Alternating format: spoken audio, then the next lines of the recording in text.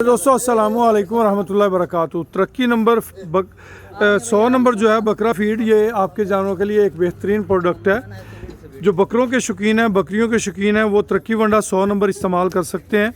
तरक्की वंडा 100 नंबर के अंदर ऐसी कुदरती इजनास डाली गई हैं जो आपके बकरे बकरियों की हेल्थ को बेहतर करती हैं। प्रेग्नेंट बकरियों को भी दे सकते हैं, कुर्बानी वाले बकरों को भी दे सकते हैं, छोटे बच्चों को भी खिलाया जा सकता है।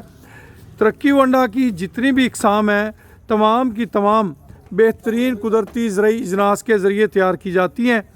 आप अपने एनिमल्स को, चाहे वो बकरे हैं, बकरियां हैं, हिरन हैं, गाय है, भैंस है, आप किसी भी एनिमल्स को तरक्की वंडा फीड बिला खौफ व ख़तर इस्तेमाल करवा सकते हैं।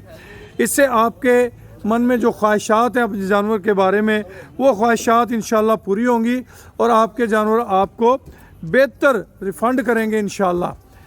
ख़ासकर बकरे और बकरियों के शौकीनों के लिए तरक्की वंडे का 100 नंबर जो है वो आउटस्टैंडिंग रिज़ल्ट का हामिल है। तरक्की वंडा 100 नंबर आप बज़रिए कोरियर भी मंगवा सकते हैं, गुड्स ट्रांसपोर्ट सर्विस के ज़रिए मंगवा सकते हैं।